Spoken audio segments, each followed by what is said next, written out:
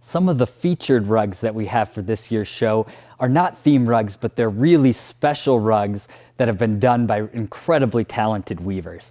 This rug here is done by Mary Sakoti, and Mary is an incredibly talented and famous weaver.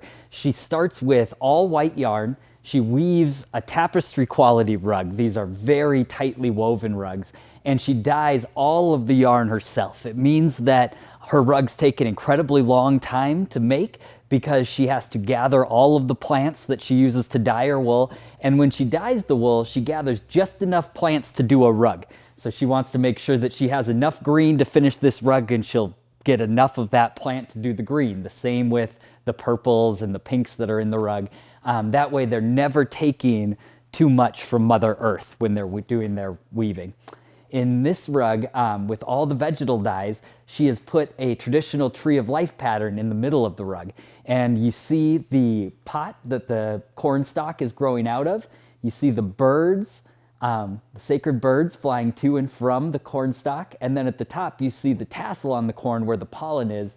And the pollen, the corn pollen, is used in traditional Navajo ceremony and as an offering to Mother Earth during the sunrise and sunset. In this rug here, this is by William Whitehair. William is an amazingly talented weaver. He's one of the few male weavers that are in the show this year. And this blanket is really unique.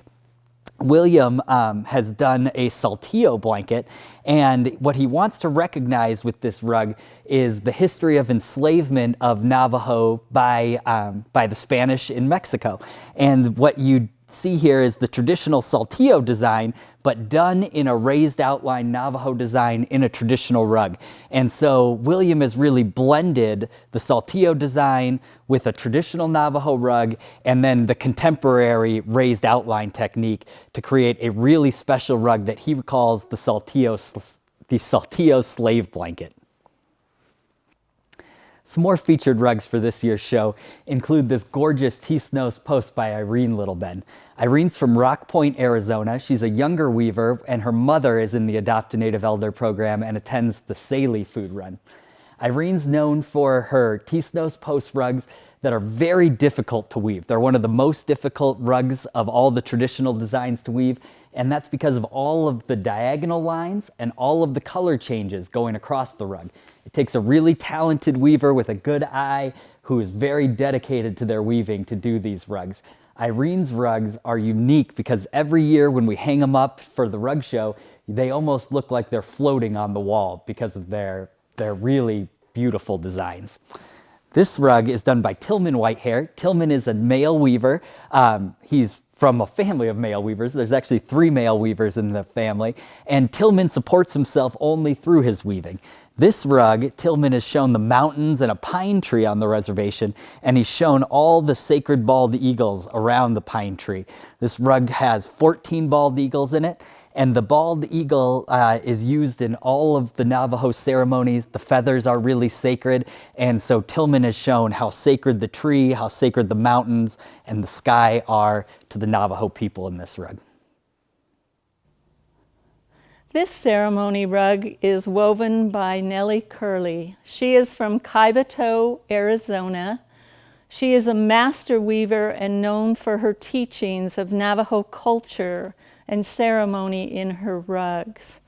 This rug here represents all the beauty of the Navajo culture. You see Mother Earth right here. You see the water as it flows and the dawning of a new day. You see the sacredness of the birds as they fly through the canyons, the eagle feathers represented as ceremony. You see the mesas here as they're represented by their colors here. And then you see the corn, and the corn has the rainbow colors in it. It's sacred to the people, but you must have water to make the corn grow. In this rug, she shows the Yebiches, the 9-day winter ceremony for healing.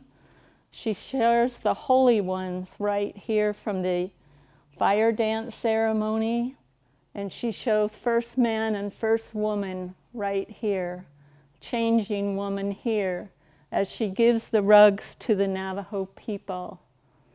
You see the dawn, Holy One, when you go out to make your prayers. You see the evening, Holy One, as you go out to make your prayers. You see the corn at night with the eagle feathers represented again for its sacredness.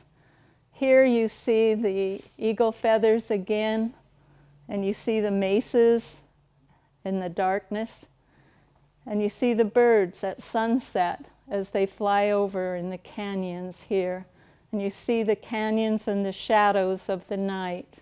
Here is Father Sky represented on the end of this rug. When you look at this rug, you are looking at it this way, but the skill of the weaver is she sees it this way, but weaves it on the loom this way. And this is the skill of Nellie Curley's rug. The beauty of Navajo culture is often depicted in the ceremonies that have been around for generations and generations to heal their people. One of our older elders from the Chinle area, Marie Onez, chooses to do the pictorial rugs, and she lives in a hogan, and she shows the ceremony in each of her rugs that she does. And the beauty of depicting this part of the Yebache ceremony is done, and you see the canyons behind in her rug. These are all one-of-a-kind rugs that these elders do like this.